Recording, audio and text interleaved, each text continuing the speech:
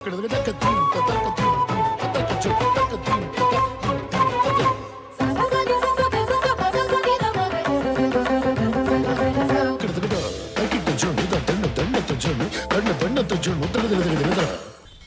World పోటీలు హైదరాబాద్ నగరంలో జరుగుతున్నాయి. ఎట్ ఎ టైం అటు పోటీలతో పాటుగా తెలంగాణ రాష్ట్ర వారసత్వ సంపదను, దాంతోపాటుగా ఇక్కడ ఉన్నటువంటి కల్చర్ ట్రెడిషన్ని కూడా ఇక్కడికి వచ్చినటువంటి అతిథులకు చెప్తున్నారు, చూపిస్తూ ఉన్నారు. ఈ సందర్భంగా అటు మిస్ వరల్డ్ పోటీలు ప్రారంభోత్సవం సందర్భంగా మన తెలంగాణ శివతాండవం పేరిణి నృత్యాన్ని కూడా ప్రదర్శించడం జరిగింది. అంతర్జాతీయ పరంగా కూడా ప్రశంసలను అందుకుంటా ఉన్నారు. దాదాపుగా 250 మందికి పైగా కళాకారులు ఈ పేరిణి నృత్యాన్ని ప్రదర్శించడం జరిగింది. ఆ పేరిణి నృత్యానికి సంబంధించి ఆ 250 మంది కళాకారులకు శిక్షణ ఇచ్చింది పేరిణి సందీప్. ప్రజెంట్ మనతో పాటు పేరిణి సందీప్ ఉన్నారు, వారితోనే మాట్లాడదాం. Hi, how are you? Hi sir, ఎలా అనిపిస్తూ ఉంది? అసలు మీకు ఈ అవకాశం ఎలా వచ్చిందంటారు మిస్ వరల్డ్ పోటీలకు? ముందుగా చాలా హ్యాపీ అండి. 72వ మిస్ వరల్డ్ కాంపిటీషన్లో తెలంగాణ ప్రాంతానికి సంబంధించిన కల్చర్ని ప్రమోట్ చేయడం కోసం తెలంగాణ గవర్నమెంట్ భాషా సాంస్కృతిక శాఖ సంచాలకులు మామిడి హరికృష్ణ గారి త్రూగా నాకు ఈ ఆపర్చునిటీ రావడం జరిగిందండి. మన మట్టి కళారూపాలలో, మన సాంప్రదాయ కళారూపాలలో మన విశిష్టతను ప్రపంచ దేశాలకు అందించడం కోసం ప్రభుత్వం చేసిన కృషిలో నేను ఒక సమితిగా భావిస్తున్నానండి. ఈ ఇనాగ్రేషన్ ఫంక్షన్ని నిజంగా నా అదృష్టంగా భావిస్తున్నాను. అంటే ఎట్లా వచ్చింది అవకాశం? ఎలా వచ్చింది? మీరు అప్రోచ్ అయ్యారా, లేకపోతే ప్రభుత్వమే మిమ్మల్ని అప్రోచ్ అయిందా? డైరెక్ట్గా ప్రభుత్వం నుంచి కాల్ వచ్చిందండి. ఇలా మిస్ వరల్డ్ కాంపిటీషన్స్ జరుగుతున్నాయి, మీటింగ్స్ ఓకే అయినాయి, సో మన తెలంగాణకి సంబంధించిన కల్చర్ని చూపెట్టాలి. ఇనాగ్రేషన్లో స్త్రీ మూర్తులతోటి అంటే పేరిణి లాస్యంలో 250 మందితో దీన్ని చేయాల్సి ఉంటుందని నాకు కాల్ రావడంతో నేను ఆశ్చర్యంలోకి లోనయ్యానండి. ఇంత పెద్ద బాధ్యతను ప్రభుత్వం నమ్మి నా మీద పెట్టినందుకు నేను దానికి తగ్గ కృషిని నా స్టూడెంట్స్ ద్వారా చేసుకోవడం జరిగిందండి. అయితే మనము మిగతా కళారూపాలు చూస్తాము, భరతనాట్యం కావచ్చు, కూచిపూడి కావచ్చు. ఒక రకంగా పేరిణి నృత్యం అనేది గత కొద్ది రోజుల నుంచే ప్రాచుర్యంలో ఉంది. తెలంగాణ రాష్ట్రం సిద్ధించిన తర్వాత దీనికి ఒక రూపాన్ని తీసుకొచ్చినటువంటి పరిస్థితి కూడా మనకు తెలుసు. ఎందుకంటే మీరు కూడా మీ గురువు గారి దగ్గర కూడా నేర్చుకున్నారు, వీటికి ఒక రూపాన్ని తీసుకురావడం జరిగింది. ఇంతమంది కళాకారుల గ్యాదరింగ్ ఎలా చేశారు అసలు మీరు? యాక్చువల్లీ ఇది నా ఒక్కడి వల్ల కాలేదండి.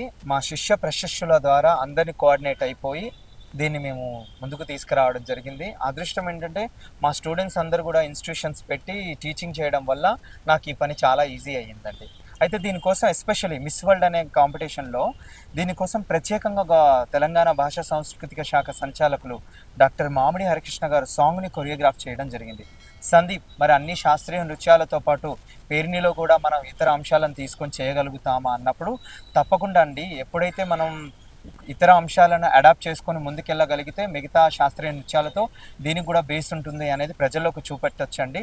సో మనం అన్ని హస్తపాద ముద్రలను ఉపయోగించుకొని దానికి తగ్గ సాహిత్యంతో ముందుకెళ్ళొచ్చండి అని చెప్పినప్పుడు వారు వెంటనే సాంగ్ని మ్యూజిక్ ఫణినారాయణ గారితో కంపోజ్ చేయించి కొత్త సాంగ్ని దీనికి ప్రత్యేకంగా ఇవ్వడం జరిగింది. ఇంతకీ కంపోజ్ చేసినటువంటి సాంగ్ ఏంది, దానికి సంబంధించినటువంటి మీరు ప్రదర్శన ఎలా ఇచ్చారు ఒకసారి చెప్తారా? తప్పకుండా అండి. ఇది అందానికి, సౌందర్యానికి, ఆరోగ్యానికి సంబంధించింది కాబట్టి అందం హంస నడకలతో నడిస్తే ఎలా ఉంటుంది, ఆ నడకల్లో ఆనందం ఎలా వ్యక్తం అవుతుంది, ఆనందం నుంచి ఆరోగ్యం ఎలా వస్తుందనే కాన్సెప్ట్ తోటి ఈ పేరిణి నాట్యంలో డిఫరెంట్గా తీసుకురావడం కోసం కంపోజ్ చేయడం జరిగిందండి. అరవిరిసిన కన్నులకు అభినయాల వందనం, అలుపెరుగని అతిథులకు అతిథుల వందనం అని అక్కడికి వచ్చిన అతిథులతో వందనం చేయించడము. అరవిరిసిన అంటే వాళ్ళ యొక్క అందము, కన్నులు వికసితవదంగా ఉంటాయి కాబట్టి అన్నిటికీ సంబంధించినట్టుగా ఈ లిరిక్స్ తీసుకొని మ్యూజిక్ కంపోజ్ చేయడం అయింది. అయితే ఈ మ్యూజిక్ కూడా ఒక శాస్త్రీయం, వెస్టర్న్ అంటే మన సాంప్రదాయము, పాశ్చాత్య సాంప్రదాయం కలగలిపితే ఎలా ఉంటుందనే కాన్సెప్ట్లో దీన్ని తీర్చిదిద్దామని వారి ప్రభుత్వం యొక్క ఆదేశం. ఆ పరంగానే ముందుకెళ్ళడం జరిగింది. కంపోజ్ ఎవరు చేశారు సాంగ్? ఫణినారాయణ గారని మ్యూజిక్ కంపోజ్ చేశారండి. మొత్తం ఎన్ని రోజులు పట్టింది ప్రాక్టీస్కి మీకు? దీనికి మాకు ప్రాక్టీస్కి 15 రోజులు పట్టిందండి. 15 రోజులు. ఓకే. అంటే ఇంత పెద్ద ప్రదర్శన ఇవ్వడం జరిగింది కదా, ఆ రోజు ప్రదర్శన నిర్వహించారు ప్రారంభోత్సవం సందర్భంగా. అతిథులు ఏమన్నారు? ప్రభుత్వం నుంచి ఎలా వచ్చింది రెస్పాన్స్ మీకు? మంచి రెస్పాన్స్ వచ్చిందండి. ఎందుకనంటే దాంట్లో మిస్ వరల్డ్కి సంబంధించిన సింబల్ ఒకటి, అయితే అందానికి సంబంధించిన సీతాకొక సింబల్ ఒకటి, అలాగే స్టార్ అది కూడా గొప్ప స్థాయిని తీసుకెళ్తుంది కాబట్టి ఒక స్టార్ సింబల్, ఇలా 3 సింబల్స్ దాంట్లో వచ్చేలాగా ప్లాన్ చేయమని మాకు ఆర్డర్ వచ్చిందండి. ఆ ప్లాన్ ప్రకారంగానే ఇటు శాస్త్రీయతను, అటు పాశ్చాత్యాన్ని, ఇటు మన సంస్కృతిని మూడింటిని కలగలిపి మేము తీసుకెళ్లడం వల్ల అక్కడికి వచ్చిన గెస్ట్లు కానీ, ముఖ్య అతిథులు కానీ, ముఖ్యంగా 116 దేశాలకు సంబంధించిన కంటెస్టెంట్లు కూడా వాళ్ళ బ్యాక్ సైడ్ స్క్రీన్లో పోటీ పడి ఒకరినొకరు తోసుకుంటూ ఆ సన్నివేశం చూసినప్పుడు వారికి దగ్గరలో మేము అది చూసి చాలా సంతోషించామండి. ఎందుకంటే ప్రపంచ దేశాలకు అన్ని కళారూపాలు తెలుసు, కానీ 2000 ఏళ్ల నాటి చరిత్ర కలిగిన ఈ పేరిణి నాట్యం యొక్క విశిష్టత తెలియదు.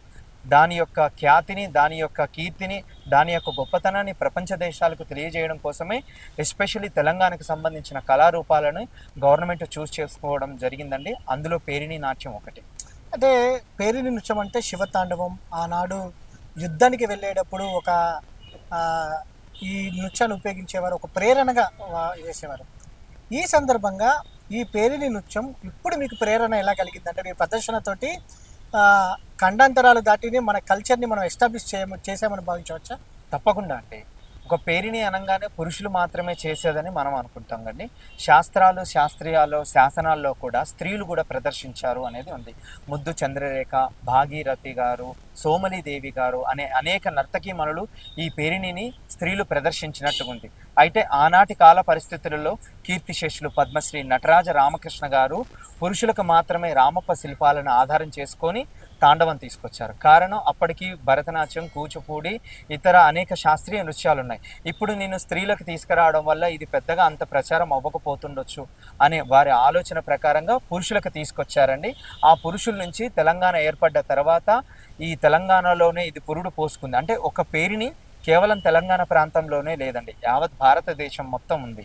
అయితే భారతదేశం మొత్తంలో ఉన్న కాకతీయులు మాత్రం ఓరుగల్లును రాజధానిగా చేసుకొని పరిపాలించి అక్కడనే పేరిణి యొక్క రూపకల్పన జాయపసేన అని చేశారు. కాబట్టి ఇది తెలంగాణ ప్రాంతంగా మనం సగర్వంగా స్వీకరించి దీన్ని తెలంగాణ రాష్ట్ర నృత్యంగా తప్పకుండా చెప్పుకోవచ్చండి. ఆ విధంగా పేరిణి యొక్క ఉనికిని, అస్తిత్వాన్ని మనం కాపాడుకుంటూ ముందు తరాలకు తెలియజేస్తున్న భాగంలో గవర్నమెంట్ చూపెట్టిన ఈ అద్భుతమైన కార్యాచరణలో నేనొక భాగం అవడం నిజంగా నా జన్మ. నేనే కాదండి, నా వెనకాల నా శిష్యులు, వాళ్ళ యొక్క శిష్యులు అందరూ కూడా శ్రమించారు. నేను తెలంగాణ గవర్నమెంట్కి మీ ఛానల్ ద్వారా చాలా చాలా ధన్యవాదాలు తెలియజేయచ్చు. అయితే ప్రధానంగా కోఆర్డినేషన్ అనేది చాలా ఇంపార్టెన్స్. గ్రూప్ ఆఫ్ స్టూడెంట్స్ ఉంటారు, చాలామంది కూడా ఉంటారు. కోఆర్డినేషన్ చేసేటప్పుడు ఇంత పెద్ద కార్యక్రమం ఎక్కడ ఇబ్బంది కలగలేదా మీకు? నిజంగా అండి, ఈ విషయంలో నేను ఎంత స్ట్రగుల్ అవుతానో, ఎంత ఇది బాధ్యతాయుతమైన కార్యక్రమం అని భయంతో ఒళ్ళు దగ్గర పెట్టుకొని చేశాను. నాకు ఆ శ్రమ లేకుండా మా కోఆర్డినేట్ టీచర్స్ అందరూ వాళ్ళ శిష్యులకు అందరికీ నేను నేర్పించిన బిట్టు వీడియో షేర్ చేసి పిల్లలకి టైం ఇచ్చి ఎక్కువ స్పెండ్ చేసి నేర్పించడం వల్ల మాకు ఈజీ అయ్యిందండి. సో అందరిని ఒక దగ్గర గ్యాదర్ చేసి నేర్పించుకోవడానికి మాకు స్టేడియమే ఇచ్చారు కాబట్టి దానివల్ల ఇంకా సక్సెస్ అయిందండి. ఎంతసేపు ప్రదర్శన ఇవ్వడం జరిగింది అక్కడ మీరు? 9 నిమిషాల 6 సెకండ్లు అండి. 9 నిమిషాల 6 సెకండ్లు. ఇప్పుడు మిగతా మనం చూస్తూ ఉన్నాం, భరతనాట్యం కావచ్చు, కూచిపూడి కావచ్చు, ఇతర నాట్యాలు చూస్తూ ఉన్నాము. పేరిణి నృత్యం వచ్చేటప్పటికి ఒక డిఫరెంట్ కనపడతా ఉంటుంది. అక్కడికి వచ్చిన వాళ్ళకి ఇంతకుముందు మన భారతీయ నృత్యాల గురించి పూర్తి స్థాయిలో అవగాహన ఉంటుంది.